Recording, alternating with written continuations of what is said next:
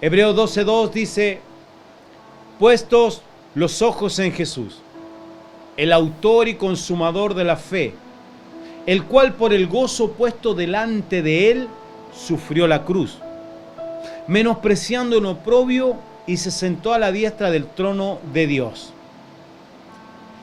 La traducción viviente dice, esto lo hacemos al fijar la mirada en Jesús, el campeón que inicia y perfecciona nuestra fe. Debido al gozo que le esperaba, Jesús soportó la cruz sin importarle la vergüenza que ésta representaba. Ahora está sentado en el lugar de honor junto al trono de Dios. Otra versión dice, Jesús soportó la vergüenza de morir clavado en una cruz porque sabía que... ¿Qué es lo que sabía?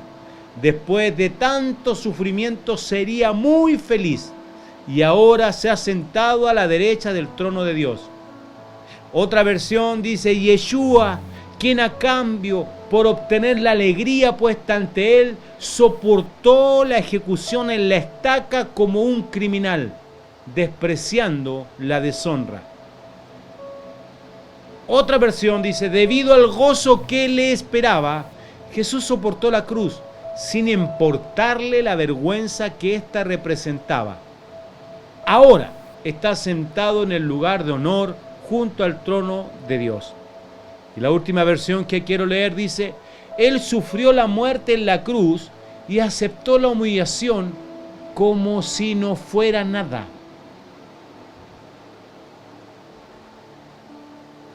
Él sufrió la muerte en la cruz y aceptó la humillación como si no fuera nada. ¿Sabe por qué pudo hacerlo? Por el gozo que le esperaba. ¿Cuál era el gozo que le esperaba? Sentarse a la derecha del trono de Dios. Cuando nosotros durante este tiempo hemos hablado de focalizarnos, hemos visto bastantes puntos que en unos minutos más los voy a resumir rápidamente. Pero cuando nosotros nos centramos en la vida de Jesús, nos damos cuenta que aunque el sufrimiento estuvo, que aunque la cruz estaba, que aunque los azotes fueron realidad, el menosprecio fue verdad, todo aconteció, todo eso Él lo tomó como si no fuera nada. Pero ¿por qué Él pudo reducir ese sufrimiento a nada? Porque había algo mayor, y ese mayor es lo que lo mantuvo con su mirada firme. ¿Y cuál era lo mayor? ¿O qué era lo mayor? Lo mayor era poder sentarse a la diestra de Dios el Padre. O sea, cuando yo tengo clara la meta, cuando yo tengo claro el objetivo, todo lo que acontece en mi entorno, mientras voy camino a cumplir esa meta, Jesús lo consideró como algo menor. Es importante que en este relato que estamos llevando y en esta edificación constante podamos detenernos en las siguientes palabras. Amados, debemos mantener la mirada firme en Cristo. Debemos mantener la mirada firme en el inicio y en el iniciador y consumador de nuestra fe, dice Gálatas. Debemos mantenernos firmes de tal manera que todo lo que acontezca no sea más importante que el gozo que está puesto delante. Esto pudiera ser muy fuerte para nosotros, porque muchas veces nosotros nos detenemos en las situaciones temporales. Por ejemplo, un deportista, lo hemos visto, tiene que privarse de tantas cosas, pero es porque tiene la meta clara. Él quiere campeonar, él quiere llegar de los primeros. Entonces, todo lo que significa negarse, para él es un menosprecio comparado con lo mayor, que sería alcanzar la meta. Amén. Para eso, vamos a leer Juan capítulo 17, verso 4, la declaración de Jesucristo una vez terminada su carrera. Dice, Padre, yo te he glorificado en la tierra, he acabado la obra que me diste que hiciese. Quiero que entendamos lo siguiente, este es Jesucristo entregando su cuerpo, entregando ya la tarea y mirando al cielo en sus últimas fuerzas humanas, en sus últimos aliento humano, declarando lo siguiente: acabé la carrera, terminé lo que me mandaste a hacer. Durante este tiempo hemos tratado muy clara y exactamente lo que es vivir un evangelio práctico. Hemos sacado la excusa y hemos derribado los mitos de religiosidad. No solo nos hemos quedado en la exposición de la palabra, sino que estamos entrando en la gestión de esta. Vivir la verdad es vivir a Cristo, y esta nos llevará a una correcta manifestación de Él. Vivir en espíritu y verdad, o estos adoradores en espíritu y verdad, tienen que ver con aquellos que vieron, que conocieron y experimentan y manifiestan. O sea, no solamente tenemos la experiencia espiritual, sino que ahora la manifestamos, espíritu y en verdad. Se nos reveló el Cristo y en nosotros está el Cristo para manifestar la verdad de Cristo. Entonces, por esta razón entramos en el proceso en el cual estamos hoy, de conocerle, y no solamente conocerle, sino vivir desde Cristo. Y este es el resumen que hago rápidamente. Al mantenernos enfocados, hemos visto los puntos que serán muy necesarios. Comenzamos hoy día por ellos. Primero, para mantenernos enfocados debemos poner la mirada en Cristo. Debemos poner la mirada en Él, que es lo más importante, ponerle en primer lugar. 2, debemos determinar lo correcto, que no haya división en nuestro corazón. 3, debemos involucrarnos en sus negocios, no estar ociosos. Y hoy día veremos la cuarta parte, que es mantenernos enfocados en la meta. Porque quien no tiene sus ojos fijos en la meta, será como estar en un carrusel, un constante movimiento, pero sin llegar a ningún lado. ¿Y sabe quién produce eso? Eso lo produce la religión. Mucho movimiento, muchas reuniones, muchos lugares, muchas cosas que hacer. Y vamos involucrados, pero no hay un crecimiento, no vamos avanzando hacia la meta, no hay un menosprecio a nuestras vidas, no hay un mirar por algo mayor, no, simplemente seguimos realizando nuestras actividades. La vida religiosa produce una vida llena de actividad. Creo que tú y yo hemos salido de eso, una vida llena de actividad, pero sin meta. ¿Cuál es la meta de tanta actividad? Y es la pregunta que debemos hacernos nosotros: ¿cuál es la meta de tanta actividad?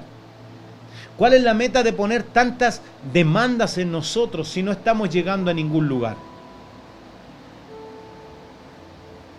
Y lo otro que también nos tenemos que derribar son estos mensajes que entretienen, mensajes que pueden cautivar a unas personas 40, 50 minutos, pero que solamente entretienen, pero no te están enfocando en la meta. Amados, los tiempos que estamos son peligrosos y no hay tiempo para perderlo. No hay tiempo para el ocio en este tiempo. Nosotros debemos estar enfocados y siempre caminando en pos de la meta.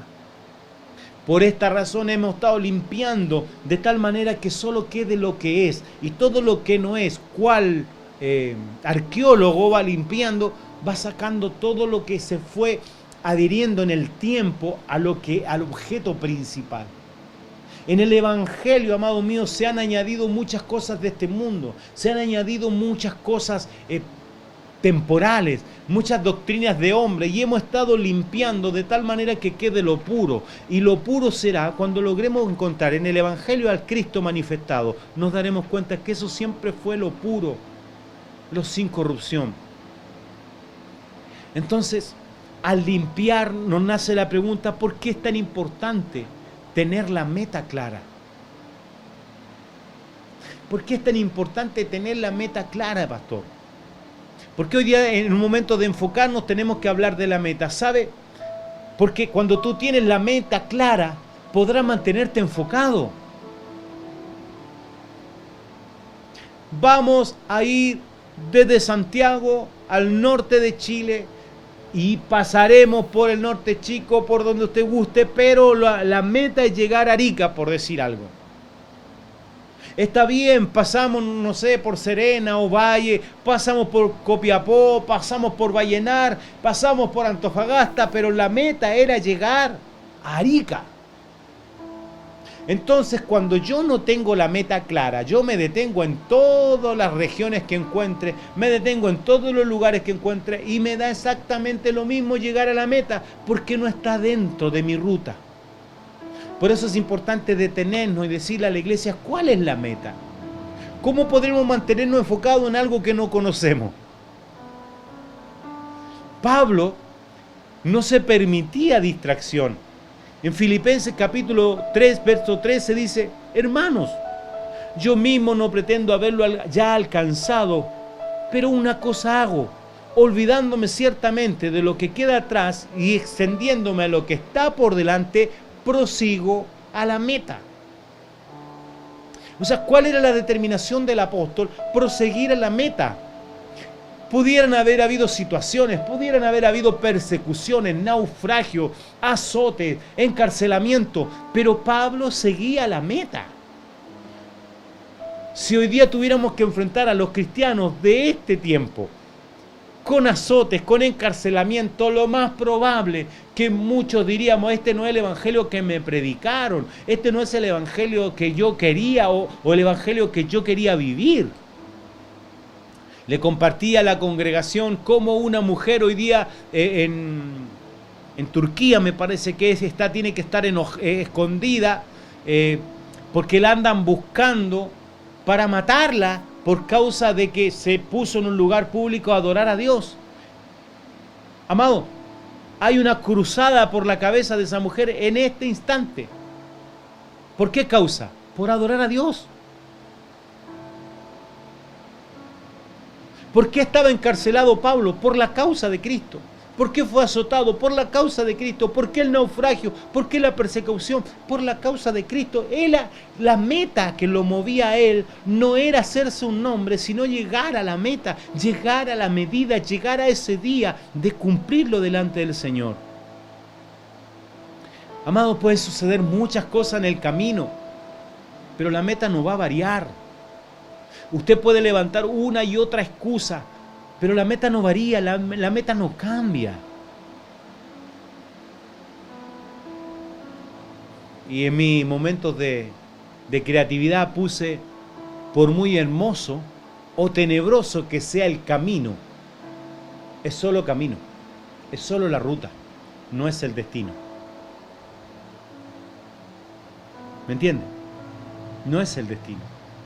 Y a veces nosotros, por no tener clara la meta, nos quedamos en medio del camino. Nos confundimos en medio del camino. Nos distraemos en medio del camino. Jesús le declara al Padre: yo te he glorificado en la tierra. He acabado toda la obra que me diste que hiciese. La Biblia, lenguaje sencillo, dice: a todo el mundo le he mostrado lo grande y poderoso que eres tú, porque cumplí con todo lo que me ordenaste. ¿Cómo Jesús pudo cumplir todo lo que el Padre le había ordenado? Aquí a donde viene lo práctico. Porque conocía la voluntad del Padre. Porque sabía cuál era la tarea que le había sido encomendada. Por eso, a través de estos mensajes, hacemos todo lo posible por enfocarte correctamente. Porque si tú te mantienes enfocadamente, estarás involucrado en los negocios del Padre y no habrá tiempo para el ocio en ti. ¿Qué es lo que es ocio de acuerdo a la palabra que veíamos el día domingo? Ocio es todo aquello que no me permite estar involucrado en los negocios del Padre. Todo lo que me distrae, todo lo que me desenfoca para este tiempo es ocio.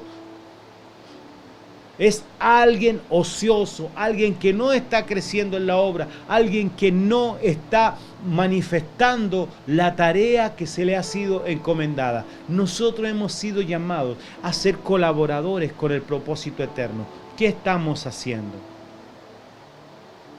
La tristeza de esta generación es la siguiente. es ver cómo nuestros días y nuestros tiempos se están yendo a través de una pantalla de teléfono. Tomamos más tiempo en ver la vida de otras personas que en buscar la vida de Cristo. Eso es realmente impresionante. Y después decimos no tenemos tiempo. No tenemos tiempo para Dios. Amado, no nos estamos haciendo el tiempo para el Señor. Nos estamos leyendo la Escritura. Hemos llegado a una generación tan fría que hasta las películas cristianas le parecen fome.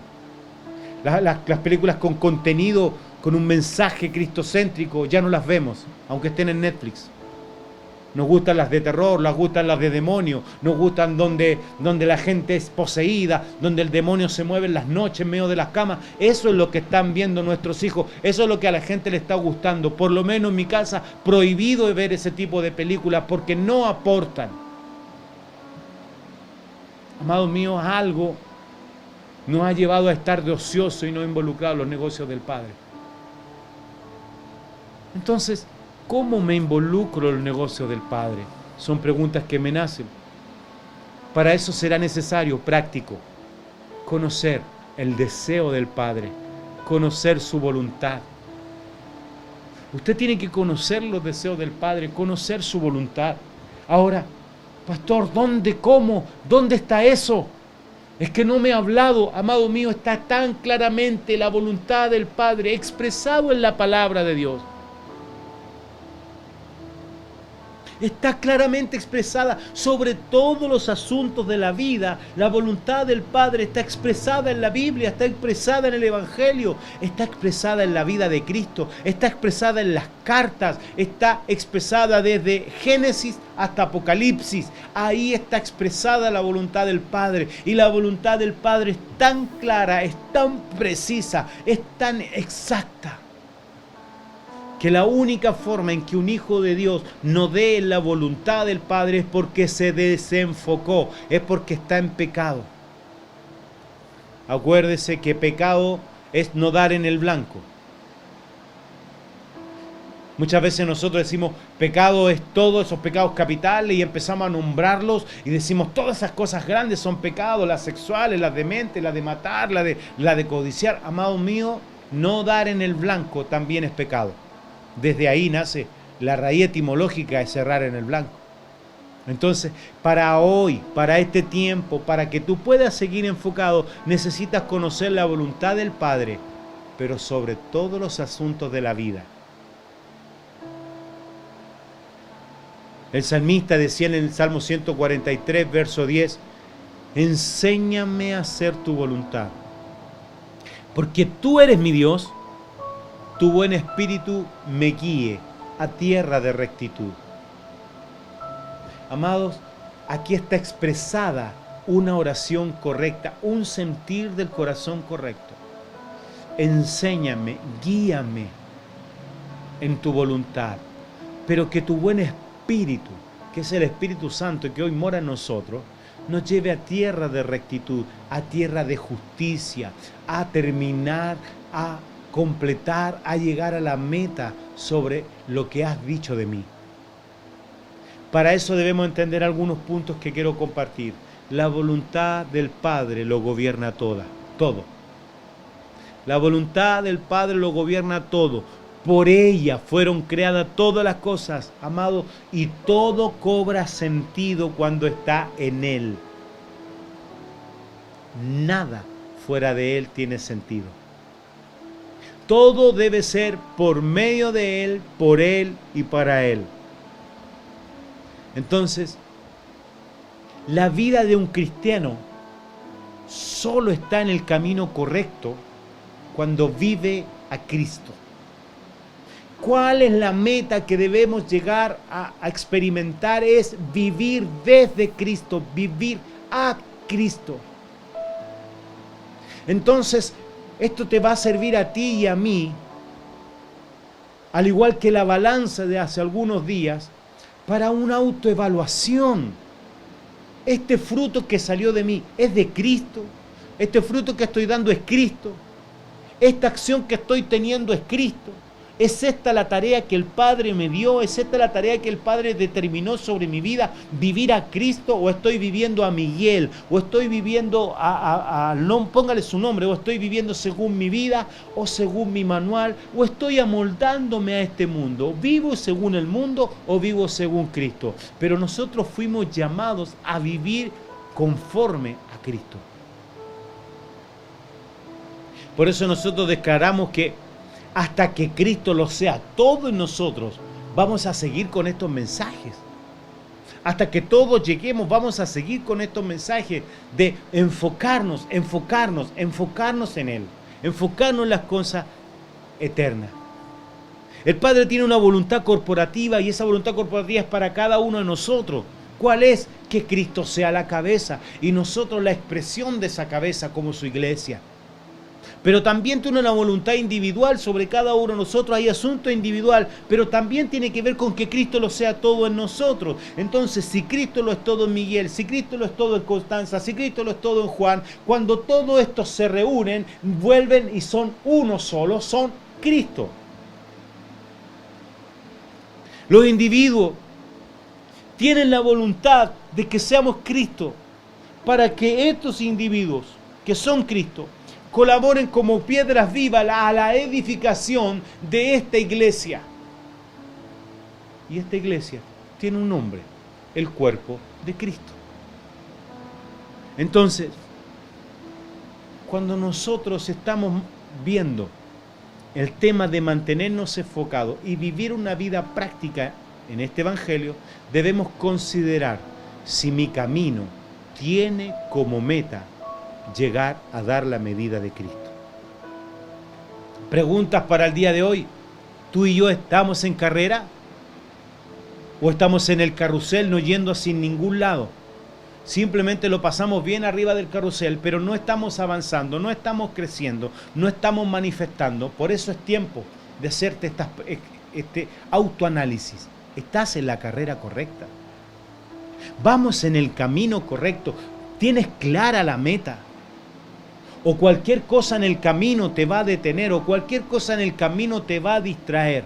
Y es así como vemos y tenemos que lamentar gente caída en el camino, gente entretenida, cuando fueron llamados a cosas mayores. Tenemos ministros, gente que ha sido llamada a las naciones, distraídos en el camino por causa de que en un minuto dejaron de mirar la meta, dejaron de mirar, dejaron de contemplar, dejaron de mantenerse enfocados. Y cuando tú te desenfocas, cualquier cosa en el camino puede ser más atractiva. Nuestra vida es la expresión de Él. Cuarta pregunta. ¿Se está manifestando Cristo a través de nosotros? Quiero decirle, amados, que no podemos terminar una carrera que no hemos corrido correctamente. No podemos terminar una carrera que no hemos corrido correctamente. Y para esto me recuerdo de un cuñado mío que siempre contaba una historia en la comuna donde vivíamos cuando chicos, en la cisterna. Hacían corridas, yo creo que en muchas comunas de Santiago lo hacían corridas de los colegios, donde había que hacer una maratón y el que se ganaba, el que llegaba primero en la maratón se ganaba una bicicleta. Y mi cuñado corrió, quería tanto la bicicleta, pero que encontró un pasaje por donde se ahorraba trayecto. Y se metió por ese pasaje y llegó primero y se ganó la bicicleta. Pero alguien lo descalificó porque no había corrido bajo las reglas de esta carrera. Amados, la meta es encontrarnos frente a Él y que nos diga: buen siervo fiel, en lo poco fuiste fiel, en lo mucho te pondré. Entra en el gozo de tu Señor. ¿Cuántos que anhelamos esas palabras? ¿Cuánto anhelamos ese día? No hay nada pasajero que reemplace esas declaraciones. No hay ningún logro temporal que reemplace esas declaraciones de tu Señor. Por eso vuelvo a decirte, amado, mantén tu mirada en la meta. Enfócate en la tarea que tenemos. La tarea no es amontonar bienes. La tarea no es hacerte un nombre. La tarea no es hacerte famoso. La tarea no es tener una familia que solamente venga a llenar tus carencias. La tarea es hacer la obra que el Padre determinó para ti y para mí. Es hacer la tarea que nos determinó como casa. Es hacer la tarea que determinó como iglesia. Pero también es hacer la tarea que Dios determinó individualmente hasta poder estar frente a Él y recibir. Entra en el gozo de tu Señor. Yo no quisiera estar entregando un mensaje que te entretuviera, pero que el día de mañana, cuando estés frente a tu Señor, Él te diga: nunca te conocí. Abajo estuvieron entreteniéndose y reían y hacían comida y hacían baile. Su pastor los entretenía y por esa causa yo nunca te conocí. Yo no puedo delante de Dios no predicarte la verdad. No puedo, Él no me lo permite. Sé que este mensaje es más incómodo que el resto. Sé que este mensaje es más formativo. Pero amado, la meta es que tú entres al gozo de tu Señor y que seas fiel en esto, en lo poco, para que entres a lo mayor. Jesucristo, desde el primer día, desde que era bebé, desde que estuvo frente en el templo, Él siempre estuvo involucrado en los negocios del Padre. Es mejor estar involucrado en los negocios de mi Padre. Aquí debo estar. Jesucristo, te andan buscando tus padres. Aquí debo estar en los negocios de mi Padre eterno. Jesús, vienen a buscar para aprenderte. No importa que me tomen, porque mi meta es estar para siempre con mi Padre. Jesús, te van a golpear. No importa, eso es muy pequeño con lo que estoy viendo a mi Padre. Eso es muy pequeño. Jesús, te van a crucificar. No importa, eso es muy pequeño. Eso no tiene valor con estar para siempre con Él. ¡Qué poderoso! A veces pasamos tan rápido los textos y por eso la debilidad de nuestra fe. Porque a veces nuestra fe está más basada en lo que experimentamos, en lo que sentimos, que en lo que la palabra de Dios ha dicho para nosotros. Por eso te digo, hoy debemos enfocarnos correctamente en la meta, pero necesitamos correr bajo las reglas que el Padre dispuso. No hay atajo. No hay atajo. A veces con lágrimas. A veces tendrás que negarte a ti mismo. A veces tendrás que seguir solo, sola. No hay atajo. Cada uno de nosotros determinará dónde quiere pasar la eternidad. Para eso necesitamos hoy la guía del Padre por medio de su voluntad. Segunda de Timoteo 4:7, mire lo que dice el apóstol, unas palabras muy similares a la que expuso Jesús. Jesús estaba próximo a la muerte. Voy a hablarle de otro hombre que estaba próximo a la muerte. He peleado la buena batalla. He acabado la carrera. He guardado la fe.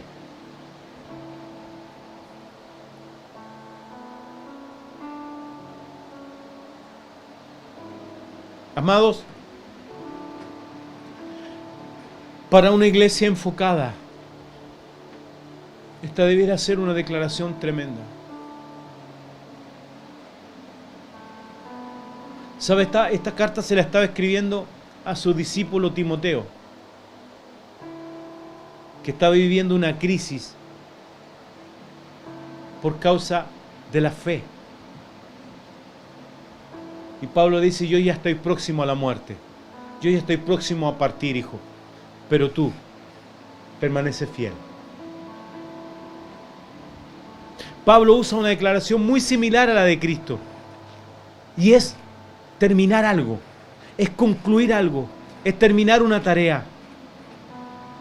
Entonces, ¿qué es lo que nos mantendrá enfocados? La tarea, hermano.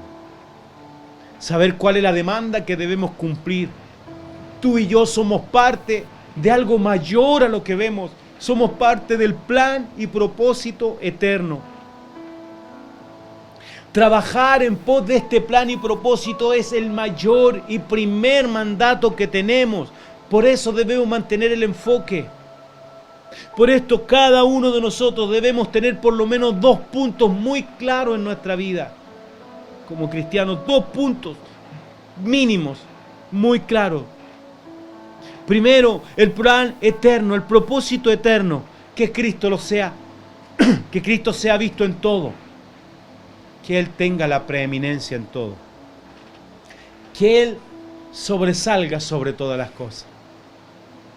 2, el llamado específico que ha dado Dios sobre cada uno de nosotros, y es que somos parte de su iglesia, somos colaboradores, somos parte de un cuerpo que tiene un llamado y una misión. Por eso, esto nos debe hacer responsables de nuestras decisiones. Por esta razón, todos debemos tener la meta. Todos debemos tener bien clara la meta. ¿Y cuál es la meta? Lo dice muy claramente Efesios: llegar a la medida de un varón perfecto.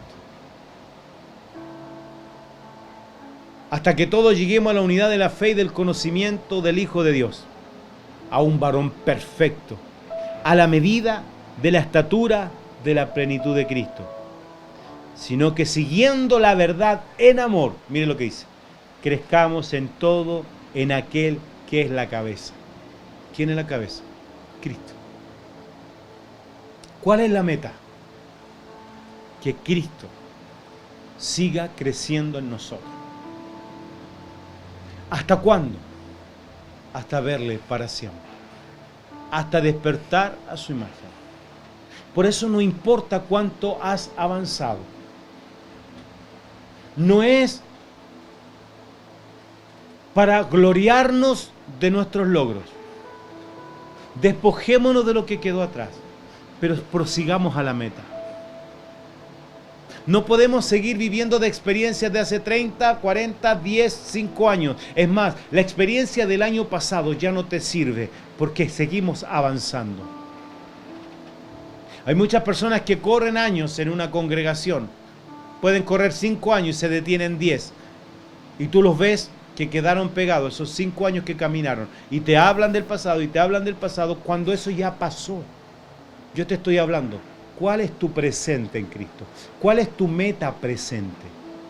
¿En qué está creciendo Cristo? ¿En qué está aumentando Cristo? ¿Cuál es el nivel de renuncia que has estado teniendo por causa de la meta? Amado, la meta trae consigo renuncia. Esto lo tengo que decir, lo tengo que aclarar. Nadie que no renuncia, nadie que no se priva podrá correr esta carrera, porque comenzamos esta carrera negándonos a todo y a nosotros mismos. Ninguno que no se niega, que no renuncia a todo lo que posee, puede ser mi discípulo, y aún a su propia vida. Ahí comienza. Para terminar, la analogía del atleta. El atleta quiere ganar. El atleta se priva de todo lo que pueda privarse con tal de mantenerse en forma física, psicológica, en tiempos de descanso. Es un atleta, se está preparando, tiene una meta que llegar. Cuando Jesucristo preparó su cuerpo, amado, el cuerpo de Cristo estaba perfectamente preparado para el sacrificio. Ni colesterol, ni azúcar, ni sal. No había nada en el cuerpo de Jesucristo que no estuviera perfecto. Él preparó su cuerpo. Son muchas cosas que hoy día debemos considerar. Tenemos la meta clara. Sabemos hacia dónde estamos yendo. Porque algunos se conforman con dejar de fumar, dejar de tomar y dejar de decir garabatos, y con eso lo completó. Yo ahora soy una buena persona. Amado, si las buenas personas también se van a ir al infierno. La única imagen que el Padre aprueba es Cristo. El único lugar seguro para ti, para mí, para esta generación es Cristo. No son buenas personas. No son las buenas intenciones. Es ser hallado en Cristo. Por eso, al terminar, decirte, amado, ¿tienes clara que la meta es Cristo? ¿Tienes claro que la meta corporativa es que expresemos, manifestemos y demos a conocer a Cristo?